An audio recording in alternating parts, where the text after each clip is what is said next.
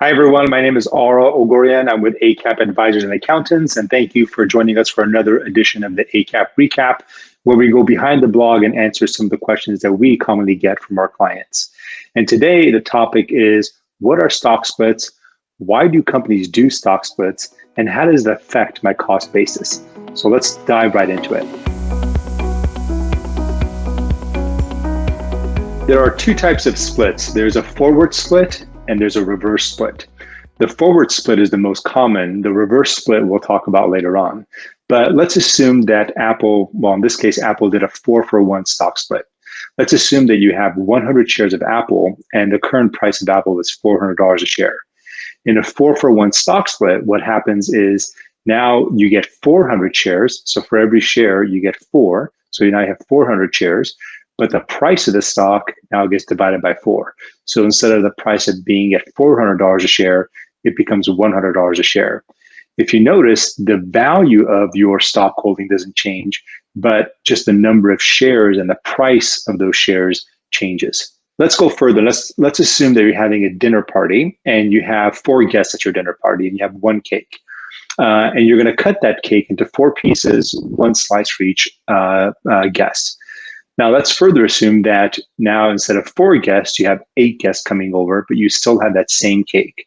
So in this situation, you're going to cut your cake into 8 pieces. Now, each person now ends up getting a smaller piece, but the size of the cake actually does not change. That same principle applies in the stock split. The size of the cake in this example doesn't change, but the slices of those cakes actually change. The slices of those pieces actually change. So why do companies split their stock? For one thing, a high stock price creates a barrier to entry. So for example, look at Amazon. Amazon's stock price is over $3,000 a share.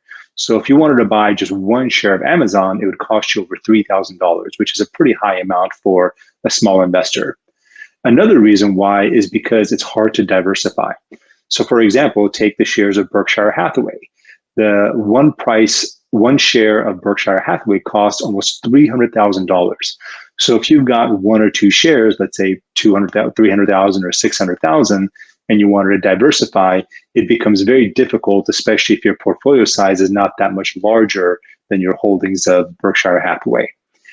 Another reason why companies do stock splits is because it creates a loyalty program.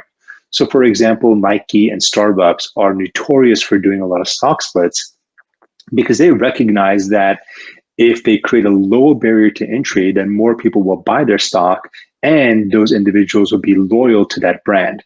Because even if you own just 1 share of Nike or 1 share of Starbucks, you're going to be more inclined to use that product versus a competitor's product. So what is a reverse stock split, and is it good for investors?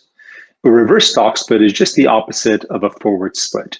So for example, in 2011, Citigroup did a 1-for-10 reverse stock split, which meant for every 10 shares a person had, they had to relinquish them and get 1 share. In that situation, the price of Citigroup at the time was $4.50 a share.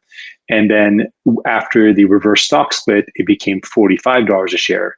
But the investors got actually fewer shares. So what's the motivation behind a reverse stock split? First off, if you ever encounter a reverse stock split, that's a warning sign for you as an investor, because that means the stock price is declining and the company is trying to artificially inflate their stock price. In the case of Citigroup, that's exactly what they did. Their stock price was declining so much and it was about to get delisted.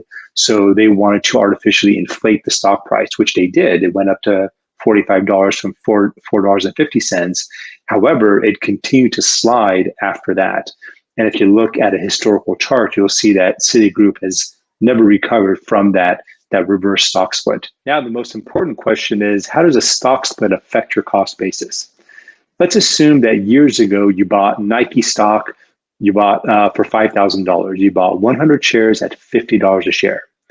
Now the price of Nike is $120 a share.